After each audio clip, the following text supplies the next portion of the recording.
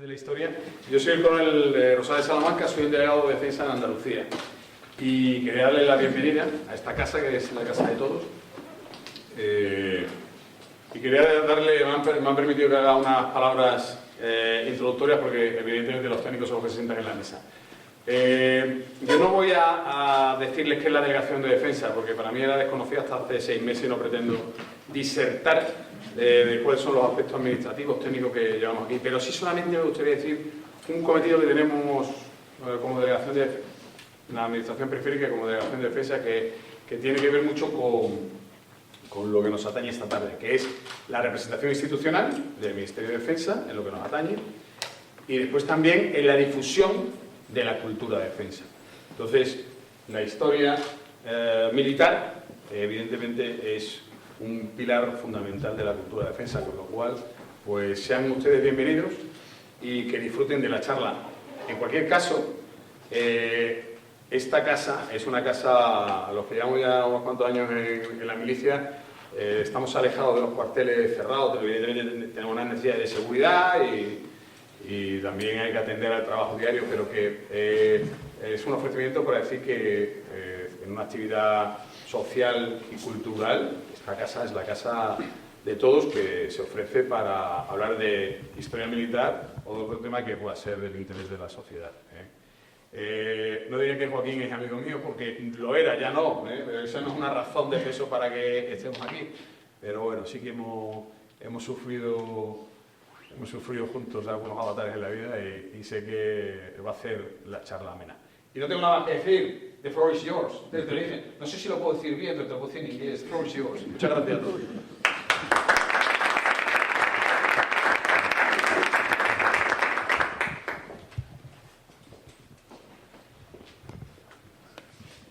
Bueno, pues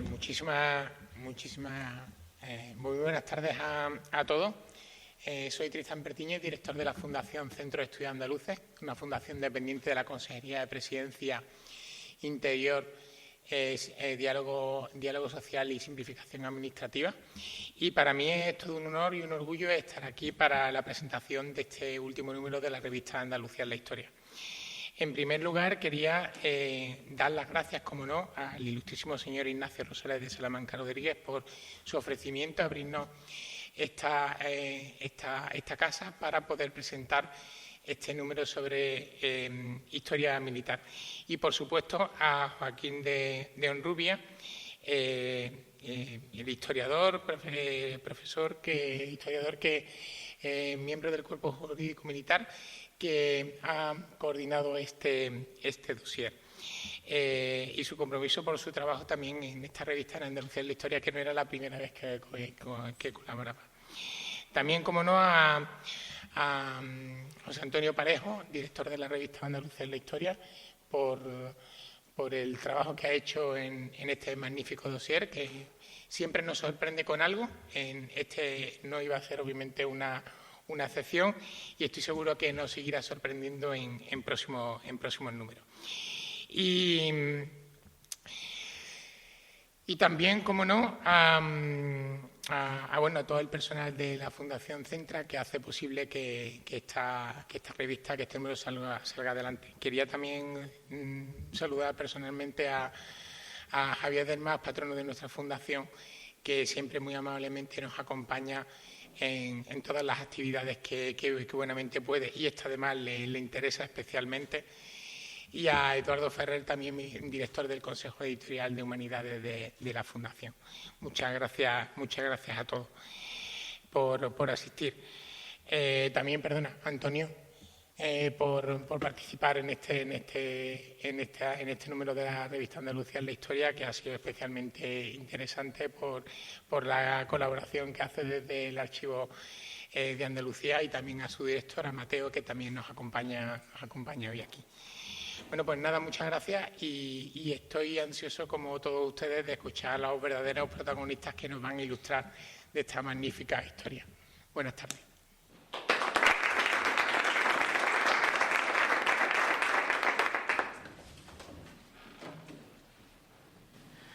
Bien, buenas tardes. Muchas gracias por la asistencia en una tarde como esta, ya en los previos de de la Semana Santa en una ciudad como Sevilla que se vuelca, ¿no?, con la Semana Santa desde que se encierran las cabalgatas de los Reyes Magos, y queríamos agradecerle su presencia, agradecerle desde la dirección de la revista y, como ha dicho nuestro director del Centro de Estudios, ¿no?, al coronel, al delegado de Defensa, por abrirnos las puertas de esta casa, ¿no?, donde yo he pasado tantos días investigando en el archivo del Tribunal Militar. Este número que presentamos hoy aquí es el primer dossier que yo encargué como director de la revista. En la revista se trabaja con bastante tiempo de antelación. Todos los números de 2024 ya están en marcha. De tal manera que cuando yo me hice cargo de la revista, pues había una serie de dosieres que son los que hemos ido sacando, y el primero que ya me tocaba, ¿no?, como nuevo director, pues evidentemente siendo especialista en historia contemporánea, pues pensé que había una serie de temas muy interesantes que siempre concitan la atención de los lectores allí en donde se sacan estas novedades. Me estoy refiriendo a la Guerra Civil, que es el acontecimiento histórico sobre el que más se ha escrito, no solo de España, sino a nivel mundial, y paradójicamente teníamos un larguísimo camino que recorrer, muchísimos aspectos que no se habían tratado. Por ejemplo, ¿no?, mis investigaciones particulares se centran en la historia de la Falange. Pues cuando yo me dedicaba a estudiar la Falange, una vez que empieza la Guerra Civil y empiezas a ver los planes, ¿no?, de movilización de todos esos falangistas de los pueblos que tenían que concentrarse en la capital sevillana, pues te preguntas, bueno, ¿cómo fue esa movilización? ¿Qué planes había? No sabemos absolutamente nada de eso. No está estudiado. No conocemos ningún plan operativo, ni logístico, ni de comunicaciones, ni un plan B, absolutamente nada. Y por suerte en Andalucía tenemos a uno de los mejores historiadores que se ocupan de esas cuestiones. Es un largo camino que tenemos que recorrer, pero como ahora van a ver, el coronel Joaquín Gil Onduilla, que tiene una larguísima trayectoria, pues viene realizando desde hace ya muchos años pues una serie de investigaciones muy interesantes y desde un punto de vista historiográfico y metodológico muy seria, muy fiable.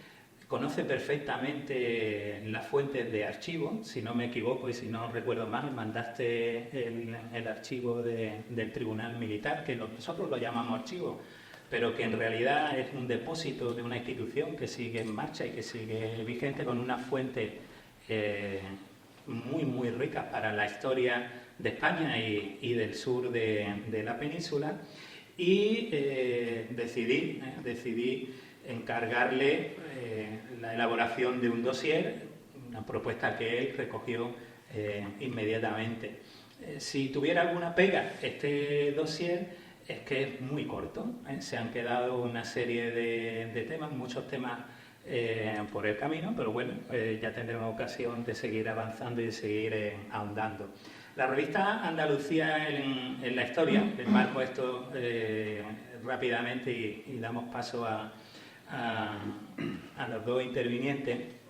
La revista y el Centro de Estudios Andaluces hacen un esfuerzo enorme por acercarse a la investigación que se realiza en los centros universitarios y en los centros de investigación de Andalucía, y más allá, porque estamos abiertos a todas las investigaciones que se hacen en España y fuera de España, y recoge pues lo más novedoso. En ocasiones en la revista pues se divulga lo que ya se ha publicado en artículos científicos, pero hay en otras ocasiones en donde se recogen artículos y trabajos que se publican por primera vez, ¿no? Es el caso de este dossier y va a ser el caso del siguiente, que ya les adelanto, muy interesante, sobre neandertales, que acabamos de cerrar.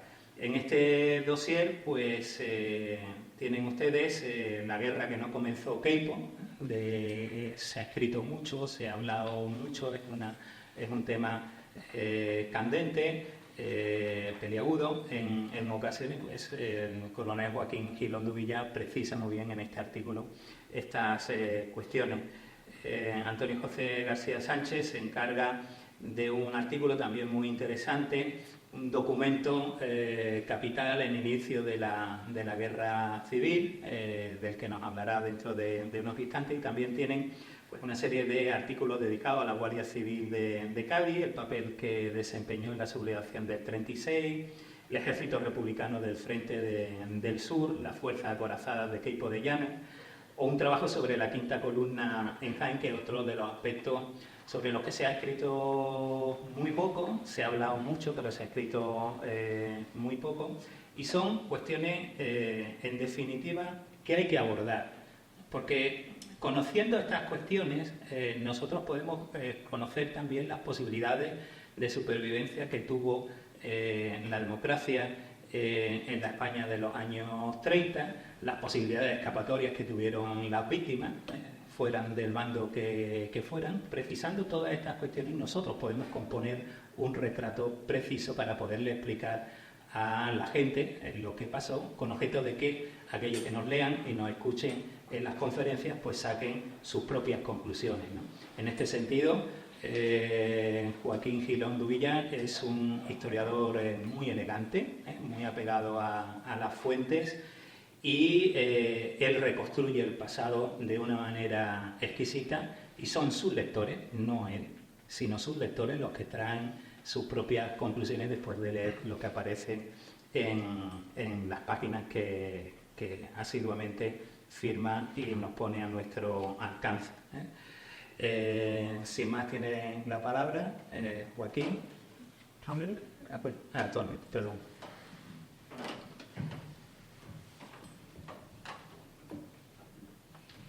Buenas tardes. En primer lugar, agradecer al coordinador, a Joaquín, su invitación para escribir en este número, un artículo dedicado a los documentos relacionados con la guerra civil, y al director de la revista, José Antonio, por favorecer y posibilitar que se publiquen artículos dedicados a los documentos y al papel de los documentos para la investigación histórica y a la difusión del patrimonio documental en la revista Andalucía en la Historia. Es largo ya el recorrido que tiene la revista, y en todos ellos hace tiempo se estableció una relación con el Archivo General de Andalucía de colaboración que ha venido con consecución, y en especial a partir en esta última etapa de la revista esa colaboración se ha incrementado, no solo ya con el Archivo General de Andalucía, sino con otros archivos del sistema andaluz archivístico. Y bueno, por ejemplo, es este número en el que aparece un artículo dedicado a los documentos del inicio de la guerra, basado en documentos del Archivo Histórico Provincial de Sevilla, y luego en el documento de colaboración del Archivo General de Andalucía hay un artículo de mi compañero, casi un fundador del archivo, Francisco Illo,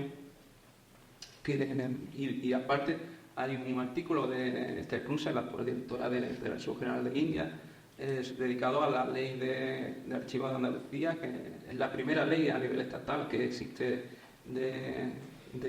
dedicada a los archivos, que ahora estamos celebrando los 40 años de la ley, total que ha salido un número muy archivístico. Entonces, ver que nuestro mundo, el mundo de los archivos, tiene un papel relevante en una revista de divulgación como este tipo, pues es de agradecerlo. Bien, para presentar, vamos a partir de un principio. Todos los documentos son importantes. Es una pregunta frecuente que nos hacen cuando visitan los archivos, en las visitas que realizamos. Nos preguntan, ¿cuál es el documento más importante? ¿Cuál es el documento que está buscando usted? Pues tan importante para un investigador localizar el documento que puede cerrar su tesis, como para un ciudadano que viene al archivo buscando un documento administrativo que le dé vital para resolver cualquier asunto. Tan importante es uno como otro. No obstante, puede ser una metáfora que no salga de aquí, que en el mundo archivístico no salga. Hay documentos que son peces de oro. Esto no lo digo yo, esto lo dice Luis Mateo Díez, que es el premio Cervantes del año pasado, un escritor, que es una novela titulada El expediente del náufrago, una novela muy interesante. El protagonista es un archivero y es una metáfora sobre lo que es un archivo. Dice que los archivos son océanos de papel, que están llenos de peces. Y de vez en cuando aparece un pez de oro. Son estos documentos importantes, ¿no? Pues el artículo se dedica a un par de peces de oro que se conservan en el archivo andaluces. En primer lugar, trata sobre un documento de etapa anterior en el Archivo Histórico Provincial de Sevilla, realizando una tarea normal que realizamos los archiveros de tratamiento documental, revisando un fondo de un fondo personal, un archivo privado de temática cofrade. Pues de repente apareció un documento que no tenía nada que ver con la temática del resto del fondo, un documento mal editado, con descuidado casi, en mal papel. Y daba la casualidad que yo había leído hace poco la biografía del último gobernador civil de Berenguer.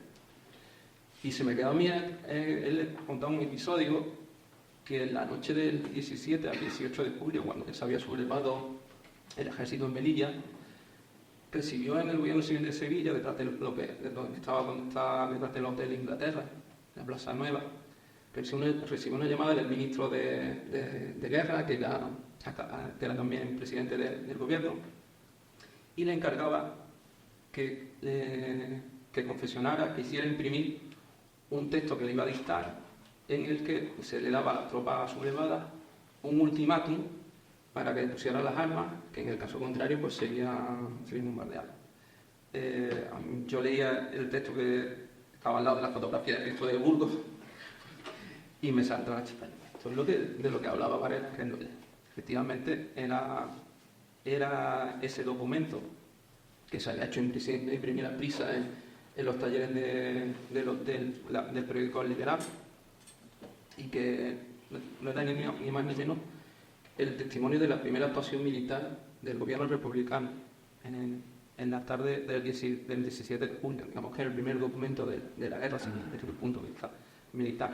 Luego ya leyendo otras biografías como la de Hidalgo de Cisneros, habla de la improvisación de aquel momento en el Ministerio de Defensa. Así que se evidenció, y a partir de ahí, por ejemplo, surgió una exposición que realizamos sobre a los 80 años de la guerra civil en el Archivo Histórico Provincial. Y luego el otro documento sobre el que habla el artículo, uno tiene pudor de hablar sobre él, al lado de Joaquín, yo aparte de haber leído la biografía de Varela Rendueles, había leído varios libros de Joaquín, el del bando de guerra, por ejemplo, hablar del bando de guerra, a la Joaquín da un poco de pudor. Entonces yo le recomiendo que lean su libro sobre el bando de guerra, la jurisdicción militar, sobre su libro sobre Sevilla 1936, porque son realmente magníficos. Y después estos son los dos peces de oro de los que se habla, espero que me lo tengáis en cuenta, sobre los que se habla. Pero los archivos andaluces están llenos de peces de oro. Los archivos históricos provinciales, el archivo que tenemos aquí al lado, el archivo del Tribunal Militar Territorial II, y son peces de oro para una historia que, como dice el título de la revista, es una historia, un fresco olvidado. Uno, cuando como lector siente interés por este tema sobre la guerra civil en Andalucía, tiene que recurrir a Martínez Bande, casi. Un escritor que escribe, verdad que aporta haber utilizado una fuente que hasta entonces inédita, un editor bastante ya de una historia bastante desfasada, ¿no? Entonces hay una historia militar por hacer, una nueva historia dentro de la nueva historia militar, la historia social de la guerra, hay mucho por hacer. Entonces uno pues está deseando que se acuda a los archivos a investigar, ¿no? Entonces también desde el punto de vista de los archivos, la peculiaridad de Andalucía es que, depende de la zona que te muevas, encontramos que son documentos unilaterales. Por ejemplo, en la parte occidental, la provincia de Sevilla, son documentos de un bando. Si te mueves en Almería, son de otro. Y luego hay provincias que con una documentación muy interesante. ¿Por qué? Porque provincias como Jaén, el Archivo Histórico Provincial de Jaén, conserva documentación de los dos bandos.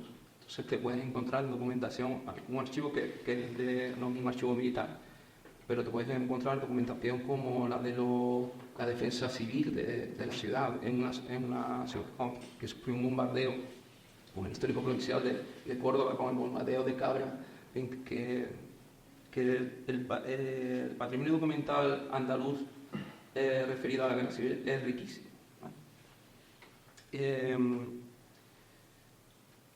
Como ya les digo, también en la revista está el artículo de Francisco Trujillo Benet, es decir, que fue el primer documento del Archivo General de Andalucía en la contratación está firmado por él, y él fue secretario para el tema que nos incumbe, y sobre su artículo, que está dedicado al fondo, a una colección de documentos de la Guerra Civil, documentos andaluces de la Guerra Civil, en el Archivo General de la Guerra Civil de Salamanca. La Junta de Andalucía en los años 90 llegó un convenio con el Ministerio de Cultura y microfirmó todos los documentos andaluces, gran parte de los documentos andaluces que se conservan en el Archivo General de Salamanca. Él fue secretario de la Comisión de Seguimiento del Convenio, y en este artículo que explica su experiencia en la formación de esta colección. Y bueno, poco más que aporte por mi parte. Muchas gracias a todos por su atención.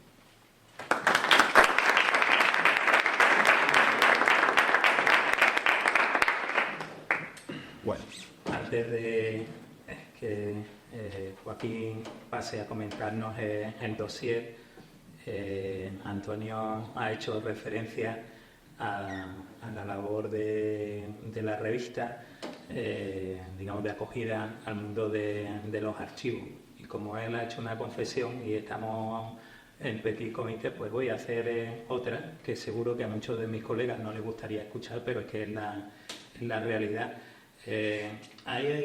Existe en nuestro mundo cierta tensión entre historiadores y archiveros. Hay colegas que no entienden muy bien la relación con los archiveros, con los bibliotecarios. Todos salimos de las mismas facultades, de las mismas escuelas. Sí, son colegas nuestros, son compañeros, y sin ellos no podemos hacer absolutamente nada.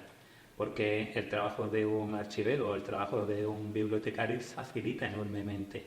No es lo mismo, por ejemplo, bucear en un archivo donde no se ha hecho ningún trabajo previo. Es muy difícil que se te encienda la bombillita y empieces a conectar en la documentación.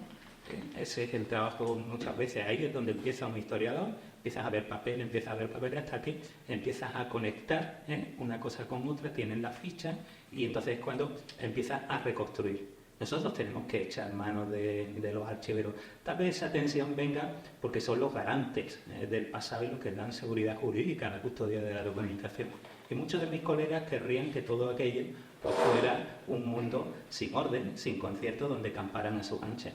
Pero eso sería abrir la puerta a la arbitrariedad más absoluta, con lo cual el Centro de Estudios Andaluces, pues desde que su director decidió reestructurarlo, ¿no?, y poner en marcha el Consejo Editorial, tuvimos desde el primer momento muy claro que tendrían que acompañarnos, ¿no?, estos compañeros, porque nos aportan muchísimo al ámbito de la investigación. Tampoco hay que olvidar que ellos están en contacto con infinidad de investigadores.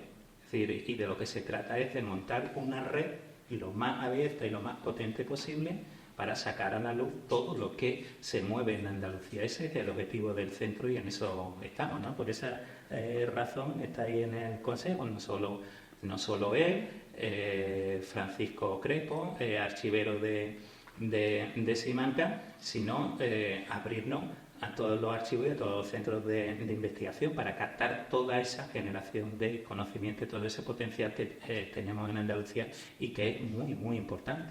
Una archivera que va a participar en un dossier próximo del Archivo General de India me decía: José Antonio, los fondos del Archivo de India, el 70% están sin investigar. Le digo, ¿y del 19%? Completamente virgen. Entonces, la guía, ¿no? La ayuda, el papel es fundamental. Por tanto, te agradezco mucho las palabras de agradecimiento, pero es nuestra obligación, ¿no? Como un centro abierto a la investigación. Bueno, es lo que quería comentar al hilo de la intervención de Antonio.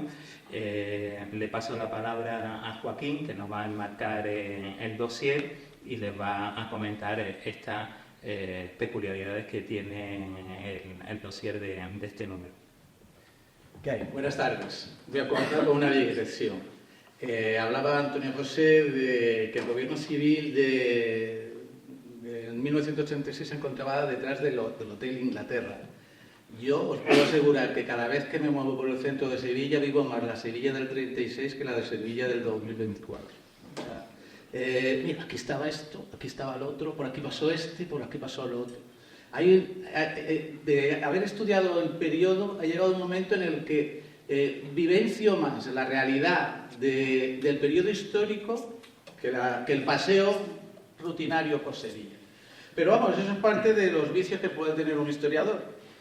La primera pregunta que me había planteado yo es el por qué y el para qué un dossier como el Frente Olvidado Andalucía en la Guerra Civil. La respuesta es fácil, porque en la Guerra Civil, si ha habido una parte o un espacio donde no se ha analizado realmente la contienda, es en Andalucía. Si uno le pregunta a cualquier historiador o cualquier aficionado sobre la Guerra Civil, movimientos en la Guerra Civil, siempre se va a hablar del centro, de los movimientos en el centro, campaña del norte y posteriormente todas las operaciones en el Levante. Esa es la Guerra Civil y Andalucía desaparece completamente. Ojo, pero es que eso no es justo con la historia.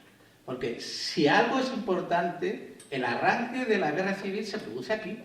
O sea, el comienzo de la guerra, los elementos trascendentales se producen en Andalucía, que es el paso del ejército de Marruecos a la península, a la zona metropolitana, desde ahí su expansión.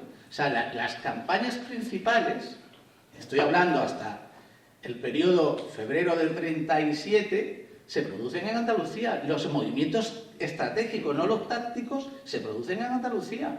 La conexión, no hay actuación más importante en el primer tercio de la guerra que la conexión sur-norte, que la consigue con las columnas que salen de Sevilla el 2 de agosto y que van a penetrar en el territorio republicano por Monesterio, van a ocupar Mérida y posteriormente Badajoz, conectando con Cáceres. En ese momento, el que jugaba en posición de perdedor, porque tenía sus fichas separadas, aglutina su territorio y comienza a mover las fichas estratégicamente. Y ya no deja de mover estratégicamente las fichas hasta el final de la campaña.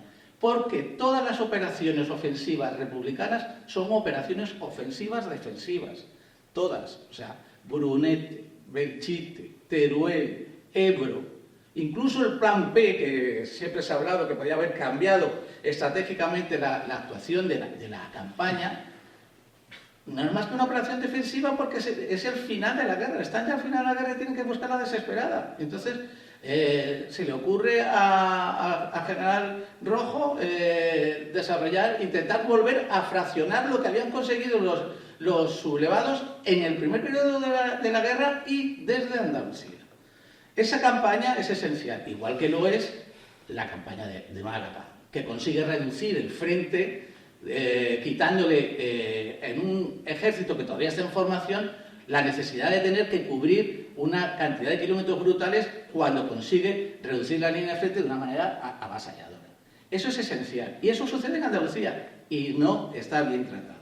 Y no está bien tratado porque la historiografía realmente ha descuidado a Andalucía. La historiografía de la Guerra Civil la historiografía oficial, no vamos a irnos a a toda la historiografía porque en todo momento se escribe. De la guerra civil se escribe desde el primer día de la guerra. O sea, quizás, y vuelvo a insistir, en Sevilla y en un personaje esencial como es Gonzalo Queipo de Llano. Gonzalo Queipo de Llano puede ser lo que sea, pero es esencialmente el militar que mejor sabe y comprende de la necesidad de la publicidad y de la propaganda en la guerra. Él es el que desarrolla no solamente su propia imagen, su pose, su porte, su radiofonía, sino también provoca y promueve una serie de libros desde el mismo 36, captando a una serie de periodistas, fundamentalmente provinciales, para relatar de una manera gloriosa lo que es el comienzo de la guerra, la sublevación. Ahí salen libros como 18 de julio de Guzmán de Alfarache, que es un periodista de aquí en Sevilla, ese es el relato de la sublevación del alzamiento aquí en Sevilla, que es Enrique Vila, es un periodista que viene a relatar desde un punto de vista crónico, es decir, una crónica, el relato de la sublevación. En Córdoba hay un libro que se llama 18 de julio, episodio del glorioso movimiento nacional de Durán de Velilla y García Prieto. Glorioso movimiento nacional, nos está dando la idea de cómo es la historiografía en ese momento. Es ampulosa, es adjetivada. A mí el libro, por el título que más me gusta, es el que se desarrolla sobre la sublevación en Cádiz, que el título es fantástico. De África a Cádiz y de Cádiz a la España imperial. Eso es Cádiz. Poder condensar en tan pocas palabras lo que es la sublevación y la idea completa de la sublevación se consigue con ese título. De África a Cádiz y de Cádiz a la España imperial. ¿Qué nos están contando? Nos están contando que se quiere volver a una grandeza, a un desarrollo patrio de una España que en el siglo XIX y que en el siglo XX había decaído muchísimo, y es como un intento de relanzamiento. Intento de relanzamiento desde un punto de vista sublevado hacia una épica histórica tradicional. ¿Qué es esa historiografía? Desde ahí, la historiografía del periodo franquista, que no solamente se centra en la guerra civil, sino que nace en la guerra civil, pero que se continúa durante todo el régimen, es una historiografía muy militar. Muy militar, es una historiografía muy táctica, muy de operaciones. Martínez Bandas ha estado hablando, que es Casas de la Vega, son historiadores de mucho peso que eran militares y que desarrollan operacionalmente la guerra, sin cuestionarse el aspecto político de la misma. Hay evidentemente una proclama, una idea esencial que es el ejército se subleva ante una situación previa de caos o prerevolucionaria que ellos entienden, que además está constatado, porque hasta lo manifestaban en las sentencias en su Consejo de Guerra, de inestabilidad previa y de abandono, como ellos indicaban, de sus obligaciones por parte del gobierno del Frente Popular, que era uno de los fundamentos que ellos consideraban para comenzar la sublevación. Además de esta historiografía, es verdad que hay una historiografía paralela de los mismos años, fuera, en el exilio, que es republicana, pero que no va a marcar la línea de propaganda o la línea de difusión educativa. Evidentemente, hay tres focos esenciales que coinciden con las ciudades donde hay mayor número de exiliados: Buenos Aires, México y París. Desde ahí se editan y se publican libros, pero esos libros no van a tener ese criterio doctrinal que va a tener la propaganda, que va a poder tener la historiografía oficial o oficiosa. Esto acaba con la muerte del general Franco y comienza una nueva historiografía. Una historiografía en la que la parte militar desaparece o pierde muchísima importancia para entrar más en el tema político. ¿Por qué perdimos la guerra? ¿Cuáles causas de la guerra civil? Las circunstancias del ejército republicano, pero con una peculiaridad que a mí me parece muy curiosa. En esa misma segunda historiografía, que es ya del comienzo del régimen, se sigue hablando de que es el ejército el que se subleva, salvo algunos militares excepcionales, sin darse cuenta que lo que están haciendo es el continuismo con la historiografía oficial de Franco. Franco hablaba de que el ejército se había sublevado como institución, salvo algunos, Y la nueva historiografía vuelve a continuar con esa idea, sin darse cuenta de una situación que es esencial. Y es que el ejército no se subleva, se sublevan una serie de militares que van a condicionar a otros compañeros y a los que te van a forzar a tener que tomar una decisión muy complicada, que es la de asumir o un bando u otro. Y muchas veces se completó esa decisión en razón de la obediencia al mando que se tenía. Muchas veces, Alper habla de leales geográficos, que son los que lucharon, los oficiales que lucharon en el bando republicano, pero que eran de conciencia nacional, pero que lucharon en el bando republicano y que al final, casi la mayoría, todos fueron expulsados del ejército. Pero también hay leales geográficos en el bando nacional, que se callaron, pero como ganaron, vencieron y continuaron su carrera. O sea que es muy complicado entender y analizar lo que es la situación del militar ante un conflicto como es este del que estamos hablando. Un último periodo, que es en el que nos encontramos, de la historiografía, se ha ido ya a temas que eran esenciales también estudiar, como es la represión y la memoria. Es cierto que hay que analizar todos los temas y quedaba por esa faceta por estudiar. Pero cuando a mí me ofrecieron el trabajo, yo no quería trabajar con ninguno de estos temas. Ni quería tratar las campañas, porque, aunque creo, como tú has comentado, que es un tema esencial y además poco estudiado, las campañas en Andalucía, porque he hablado de las dos esenciales, pero 1966 es militarmente muy interesante porque la expansión del Ejército del Sur, lo que era la segunda división orgánica, hacia las dos carreteras fundamentales, la Sevilla-Córdoba, con la conexión Sevilla con Córdoba y esencialmente Sevilla con Granada, a través de una serie de operaciones que va a llevar el general Varela hasta conectar en Loja con el reducto casi sitiado de la capital granadina, van a permitir al bando nacional o al bando sublevado, que da igual la denominación, van a permitir un control estratégico de un territorio que en ningún momento se lo pudo disputar la República.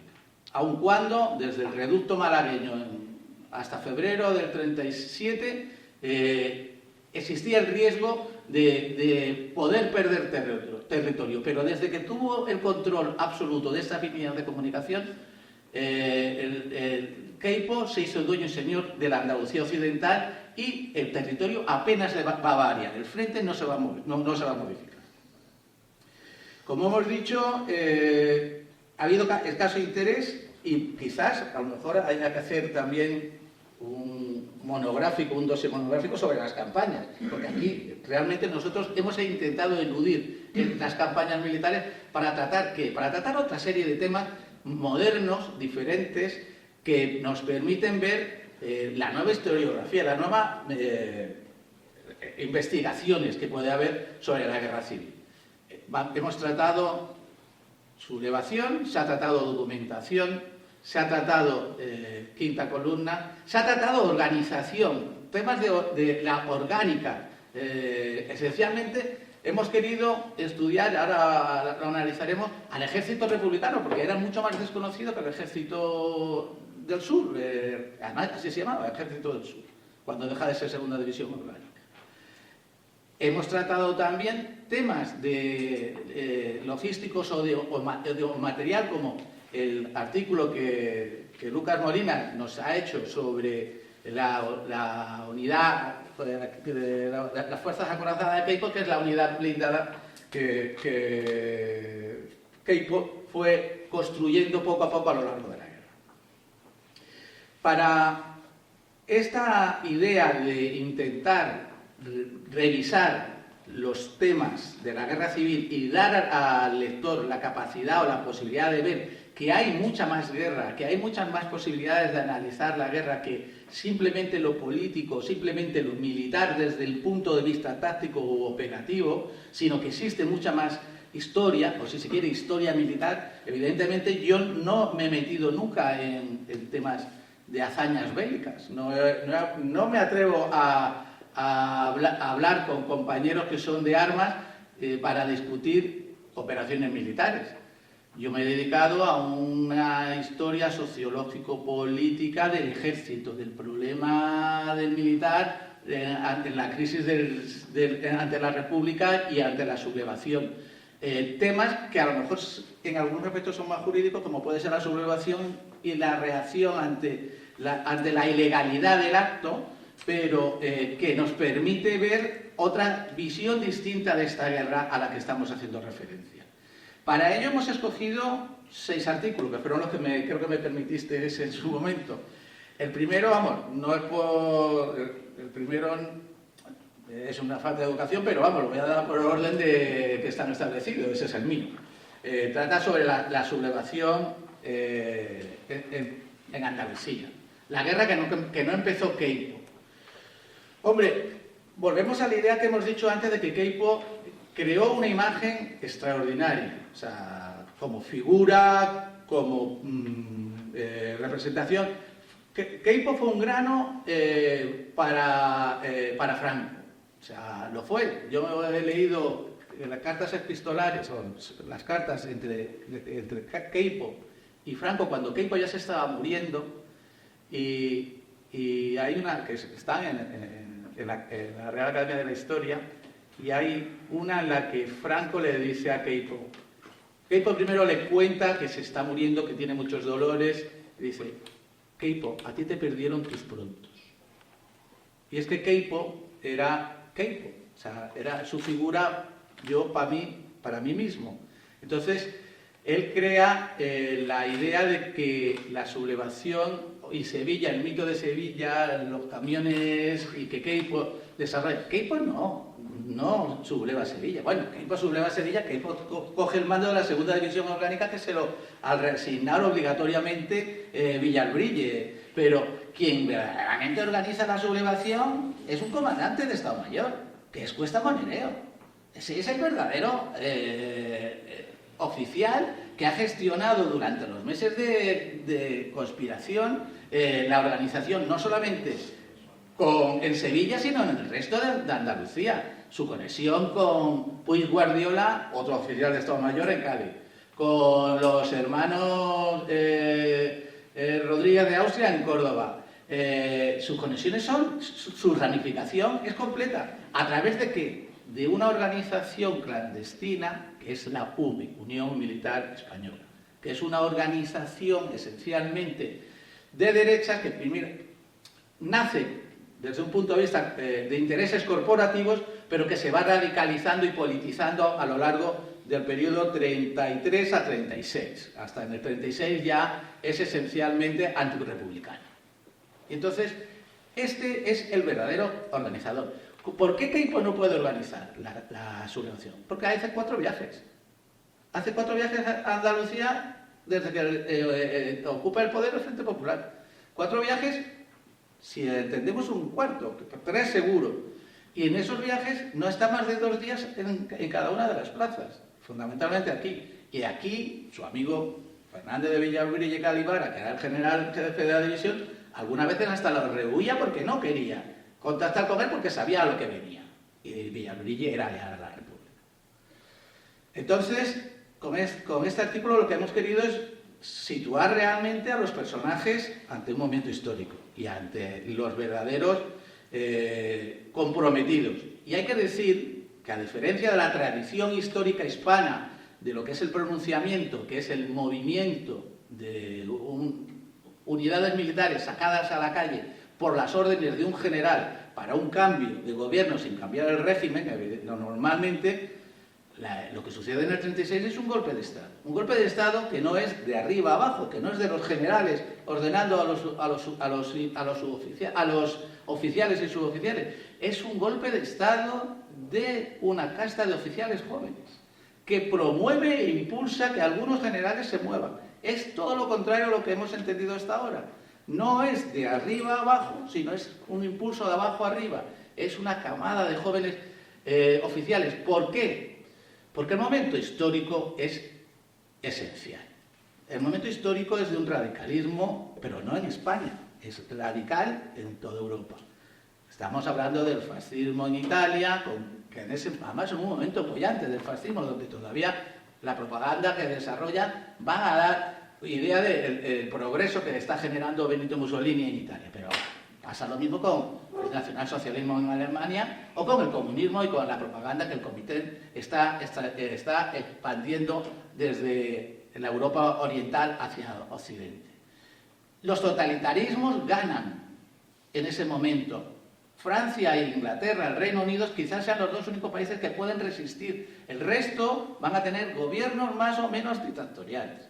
Y ese es el momento en el que nos encontramos. Con lo cual no somos distintos al resto de los europeos. Pero bueno, ese, por un lado, sin querer adentrarme más en este tema. No quiero hablar sobre el tema de José Antonio porque ya he hablado sobre el documento, pero es verdad que los documentos son esenciales. O sea, encontrar un documento muchas veces te abre la pista y te descubre muchísimas cosas. En este caso hemos contado con dos documentos. Uno, que podemos entender una hoja volandera, que es la que querían tirar seguramente desde los Fokker 7 y desde el DC-2 en África y... Origina los primeros disparos de la guerra civil en la península. Pero que se ha encontrado una y que nos permite, por encontrar el origen en cuanto a la documentación. Luego tenemos otro artículo de Jesús Narciso Núñez Calvo, que es un coronel de la Guardia Civil, sobre la Guardia Civil en Cádiz, no solamente en Cádiz, sobre Cádiz y Málaga, en el que nos plantea el problema de la Guardia Civil, que es un problema distinto al de Ejército. El Ejército vive concentrado, la Guardia Civil vive desplegada. Y entonces, no tenemos los móviles de ahora. En el 36, un cabo de Algodonales o de cualquier pueblo de la Sierra Norte de Córdoba o de la zona de Cabo de Gata en Almería, se encontraba que el 18 de julio le están diciendo, oye, que hay ruidos de sable, que ¿qué hacemos? Y tenía que tomar la decisión sin tener apoyo ni comunicación ninguna. Era una posición sumamente difícil. Esas cuestiones son las que se plantean también en el trabajo que ha realizado Jesús Núñez. El Ejército Republicano en el Frente del Sur es un trabajo que ha hecho Carlos Engel-Zeiler, es hijo de uno de los, quizás de los máximos historiadores sobre el ejército, sobre la orgánica del ejército en ambos bandos, que era Carlos Engels Basoliver, que ya falleció, y que su hijo está continuando con los trabajos del padre. Por fin podemos ver un poco lo que es la orgánica del ejército republicano. Hasta ahora casi desconocíamos esa realidad. Bueno, pues ya tenemos un avance sobre cómo se estructuraban y cómo fue evolucionando el ejército republicano en un frente estable, en un frente casi constante, hasta 1939. Para las fuerzas acorazadas de Queipo de Llano, que es un relato de la unidad blindada del Ejército del Sur, contamos con Lucas Molina. Lucas Molina es doctor, igual que Jesús Narciso Núñez Calvo, el coronel de la Guardia Civil también lo es doctor en Historia, y su tema es el material en la Guerra Civil. Y en este caso lo que nos trata es cómo se fue recomponiendo a base de la captura de material, porque la unidad blindada del Ejército del Sur eran T-26, BA-5, autoametralladoras AML, es decir, todo material republicano. ¿Qué pasaba? Que en esta guerra el que supo aprovechar mejor el material fue el ejército sublevado, que fue capaz no solamente de recoger, sino de reparar muchísimas piezas, y el mejor carro de todos, que era el T-26 ruso, fue el principal carro nacional, sublevado o no gubernamental, como queráis llamar.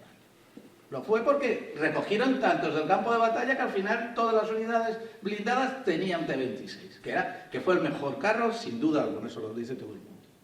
Por último, otro tema apasionante, como es la quinta columna en Jaén, nos cuenta la historia de la guerra detrás del frente, pero del frente enemigo. Es decir, cómo se articulaba, en este caso, los militares que quedaron en la retaguardia de Jaén, que tenían que convivir con la República, pero que participaban de los idearios de los sublevados, cómo colaboraron y cómo actuaron con ellos. Es un tema, en ese sentido, muy interesante también. Una curiosidad, de todos estos artículos, los dos más militares serían el de la organización del ejército republicano y el de la unidad blindada. Los dos están escritos por civiles. Los tres militares hemos escrito otros tipos de temas que son de historia militar, pero no es la historia militar clásica. Nos hemos ido a temas casi del problema del militar ante la guerra. O sea, la quinta columna es un problema militar ante la guerra, la Guardia Civil ante la situación del alzamiento es un problema del militar ante la guerra, y la sublevación, que es el que yo he escrito, también lo es. En ese sentido, quiero decir que jugamos a intentar equilibrar los temas, pero además de cederle digamos, al civil, al paisano, los temas más militares para dedicarnos a temas más específicamente nuestros o íntimamente nuestros, que a veces no hemos podido expresar hasta ahora. Por último, y simplemente para acabar, porque no queremos tampoco cansar al auditorio, la foto. La foto es un documento. O sea, como todo documento, una investigación siempre requiere husmear, buscar, encontrar a veces cosas que uno no va buscando. Bueno, esta foto pertenece a un archivo que es el de Alfonso Gómez Cobian, que me la cedió con todo, bueno, es amigo mío, está aquí presente y pertenece a su colección. Es una foto que tenía su abuelo, que era el comandante Gómez Cobian, que fue uno de los militares que intervinieron en las operaciones en el norte de Córdoba en octubre, noviembre, diciembre del 36. La foto es muy curiosa. Creemos que debe ser alguno de los grandes pueblos del norte de Córdoba. Pueblo Nuevo, Peñarroya. Pero lo interesante es ver algo como es un FT-3017, que es el carro que estamos viendo en la imagen. Ese es el carro que operaba en el norte de África, en las campañas de África, que cuando llegamos a 1936 estaba casi ya en desuso. Había dos regimientos de carros, uno en Madrid, el 1, y el 2 en Zaragoza. El 1 quedó en zona republicana, y opera con los republicanos, y el 2 en Zaragoza, que va a quedar en zona nacional. O sublevada o no gubernamental, me da igual. Lo curioso es que aquí, por ejemplo, podemos ver hasta cómo se pintaban o cómo se identificaban los carros. El dibujito que hay ahí en la proa del carro es un pingüino. Ese pingüino es la forma de identificar los carros, no por 1, 2, 3, 4, como son los numerales actuales nuestros, pero que tenían en aquel periodo. Y entonces, pues, otra originalidad de esta foto. Lo importante es que la foto es una foto así, una foto pequeña, pero que de gran calidad, que al ampliarla nos ha dado esta calidad. Si consiguiéramos, en cuanto a cuestiones de investigación, si consiguiéramos saber cuál es el pueblo, podríamos saber hasta este capitán de regulares quién sería. Podríamos saber quién era la unidad, y sabiendo quién era la unidad, podríamos saber quiénes estaban operando allí, y como este señor es un capitán, podríamos saber, o por lo menos optar entre 7 u 8, o no diferenciar más, quién es este señor. Hasta eso podemos llegar en los estudios históricos. Y en ese sentido, este estudio histórico intenta simplemente ser un paso más en el avance hacia el estudio de la Guerra Civil en Andalucía. Simplemente, muchas gracias.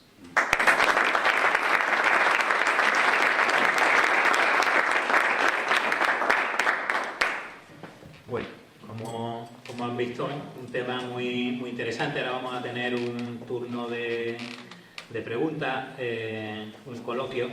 un comentario al hilo de la intervención de Onduvilla. Historia militar, y como hemos visto ya al final de la intervención, si tiramos un poquito más del hilo, conectamos con la gente de a pie. Y decía, si supiéramos el pueblo, identificaríamos.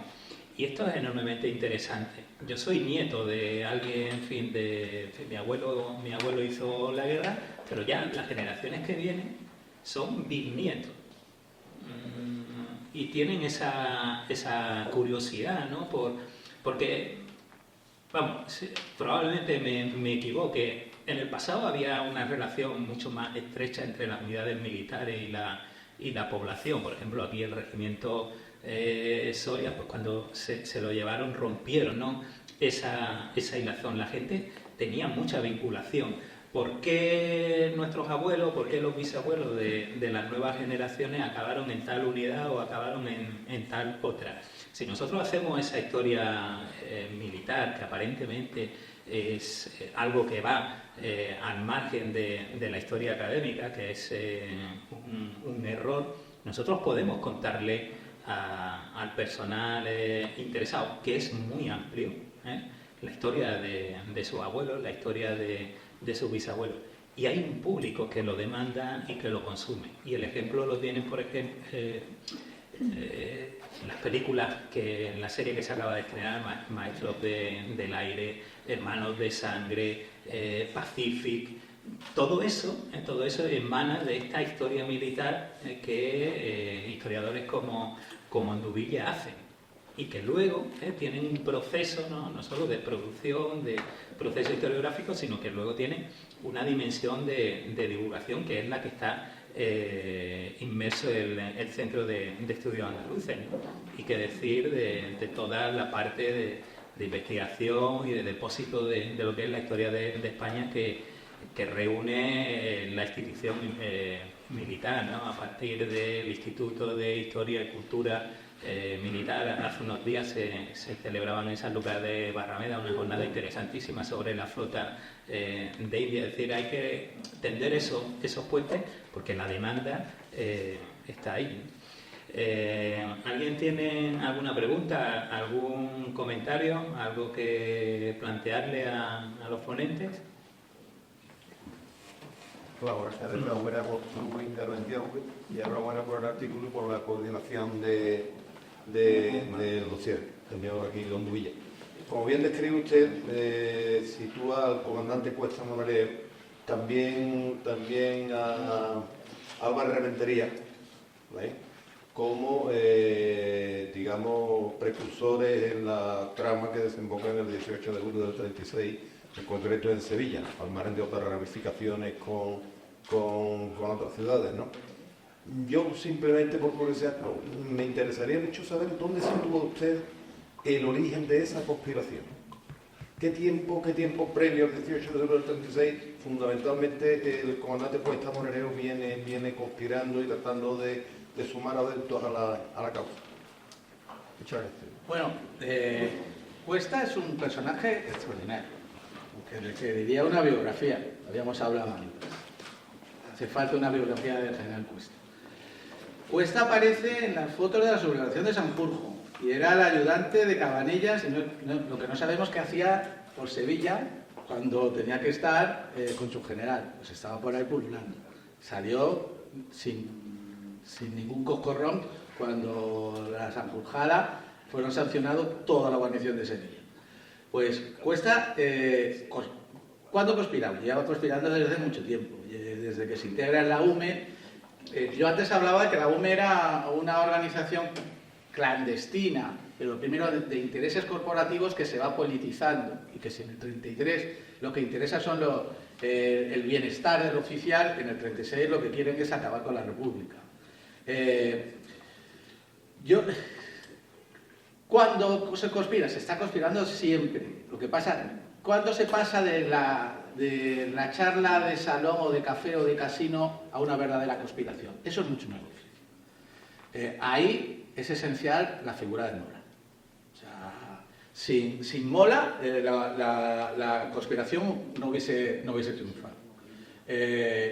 Mola es el que canaliza y organiza de una manera distinta lo que es el desastre del 32 de la Sanjurjada. El gobierno sabía perfectamente desde el primer día lo que estaba pasando porque los militares lo estaban diciendo a voz en grito sin ninguna precaución.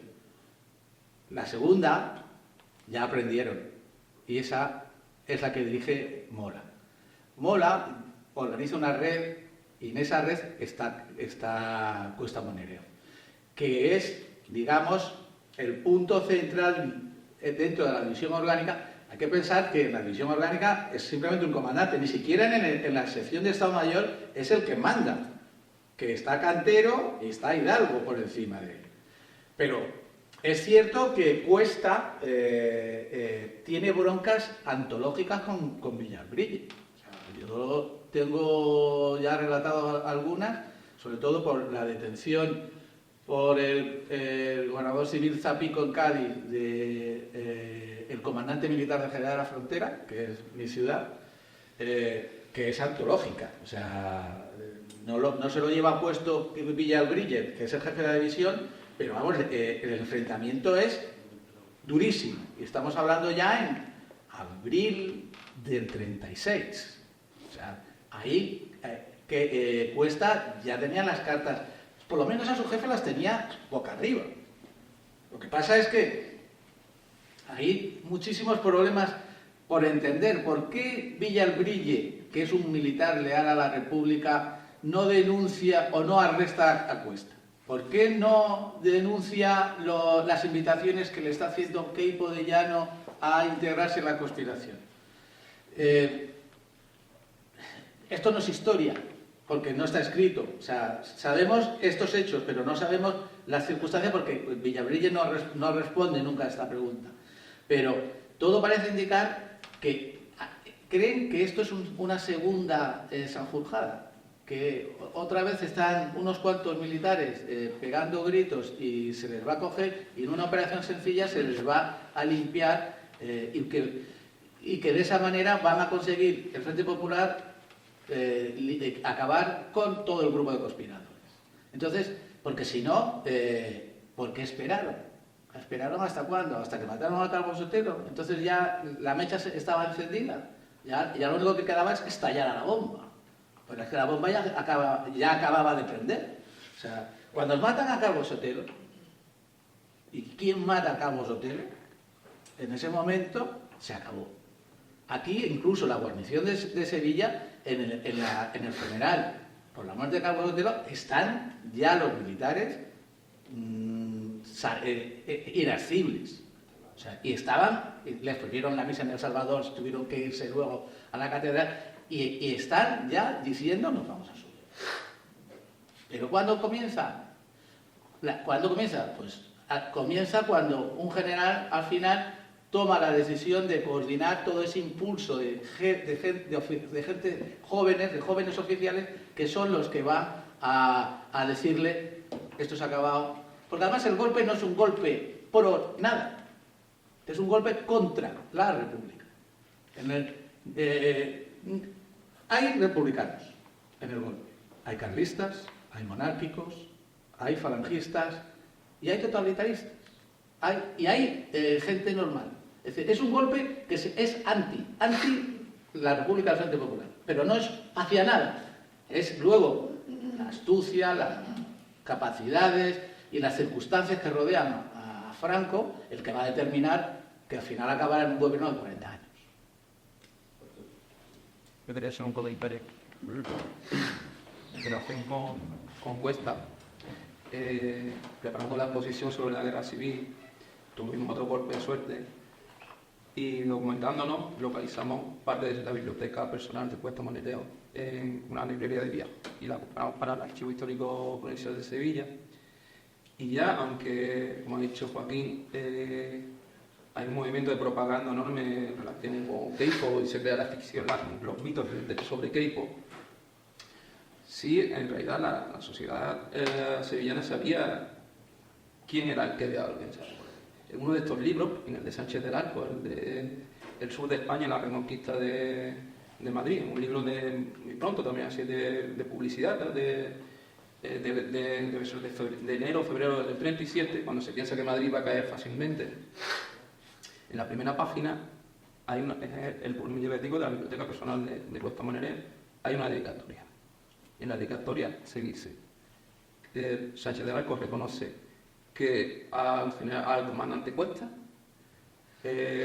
verdadero cerebro o estribo del nuevo régimen y organizador del grupo.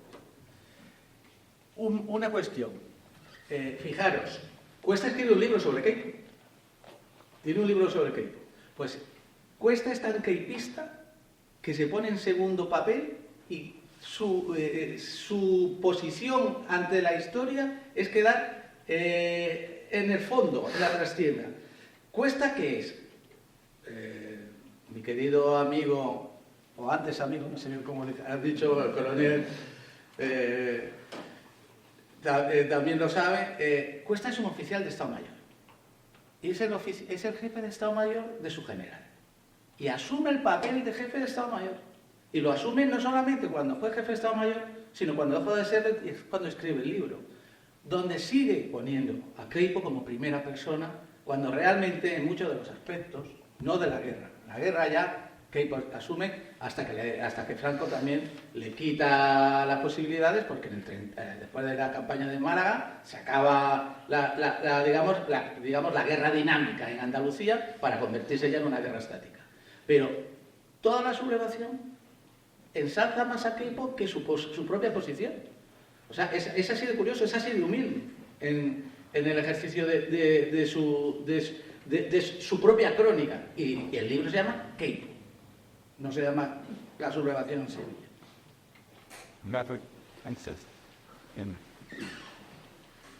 Pues hay otra pregunta, me parece. Sí, buenas tardes. Simplemente quería hacer un comentario al respecto, que echo en falta en todos los estudios que hay sobre la guerra civil en Andalucía el papel tanto de la Armada como de la aviación, que entonces aún no existía el ejército del aire, sobre todo en el tema de la recuperación de material, como bien han comentado en el acceso terrestre. La maestranza del Diario de Sevilla jugó un papel muy interesante, con lo cual es un aspecto, una investigación que vamos a echar por abrir. Y segundo, lo que el almirante Moniero en su momento llamó una guerra silenciosa y silenciada sobre el papel de la Armada en el conjunto del inicio de la sublevación. Por lo demás, agradezco el trabajo porque he disfrutado de una revista.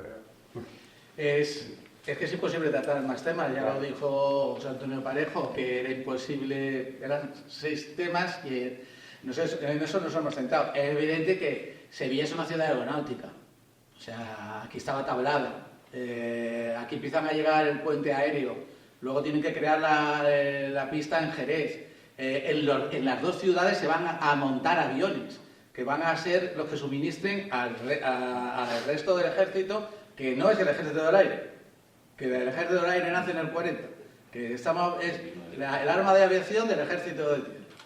Pero, entonces, Sevilla tiene un papel logístico esencial en el punto de vista aeronáutico. Andalucía tiene un papel naval importante, evidentemente. Lo tenía al comienzo. O sea, la idea del general Mola era transportar las tropas africanas desde África. Digamos, el protectorado se dividía en 2 circunscripciones, occidental y oriental, desde Ceuta, las tropas desde la circunscripción occidental, y desde Melilla, desde Ceuta a Cádiz, Algeciras, las tropas, y desde Melilla a Málaga. Pero fracasa Málaga y entonces se encuentran con un solo puerto al que poder, 2 puertos, Algeciras, Cádiz, a los que poder transportar, pero pierden el control del estrecho. O sea, el primer puente es el puente aéreo. El problema es que no hay aviones, o los aviones son inadecuados. Tienen que llamar a Alemania, tienen que ir a Italia, se tienen que traer los Saboya y los Junkers 52 y comienza entonces el puente aéreo. Pero vamos, el convoy de la victoria, que es la idea, eso es parte de la propaganda de la historiografía de la época Franco, pero vamos, es que así se ha hecho la historia, y a mí me gusta, porque yo lo he leído cuando era pequeño, y a mí todo aquello me parecían hazañas bélicas. Entonces, bueno, pues Eso es un solo convoy. Que es verdad que pudo meter casi 3.000 tropas a la península, pero la mayoría se hizo por aviones y eran a la semana en los aviones, los Dornier Bar traían a 5. O sea, ¿qué capacidad de desplazamiento? El coronel Rosales de Salamanca ha sido piloto de helicóptero. Yo creo que más de 5 podías meter tú en tu helicóptero, ¿no? Claro, es que era una situación muy complicada y con unos materiales muy inadecuados en ese momento. Pero vamos, no hemos podido llegar a esos temas. No, más que nada por comentarlo para un futuro. Tirando hacia mi campo. Otro aspecto que sería fundamental, la artillería, la fábrica de artillería, cuyos fondos conservamos en el Archivo General de Andalucía y que ahí, hablado antes de los T-26, tenemos los planos de adecuación de los tanques T-26 para ponerle cañones fabricados en la fábrica de artillería. Fondos, también yo les invito a visitar y a consultar la documentación. Hay abundante documentación sobre la producción, cómo se incrementó la producción durante estos años de la guerra en la carrera de artillería y la pirotecnia.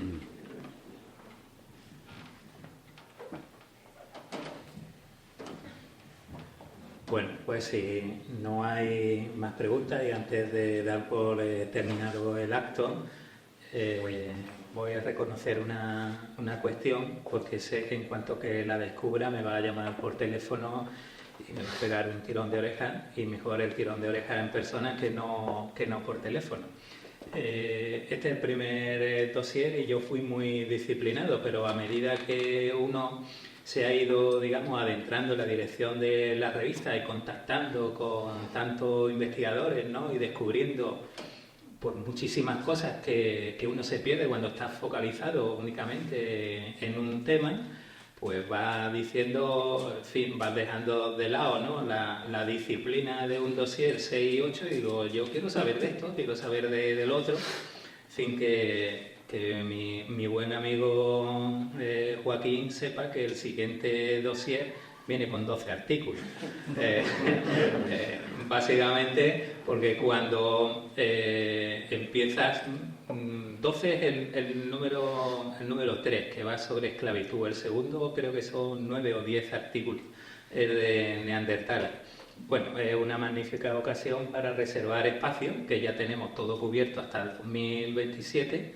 Hay una demanda enorme, es una revista, ¿no?, en donde, como les he dicho, el centro hace un esfuerzo tremendo, pero muy valorada en las universidades por los investigadores, y uno no para de recibir ofertas de artículos y sobre todo peticiones de espacios para dossier.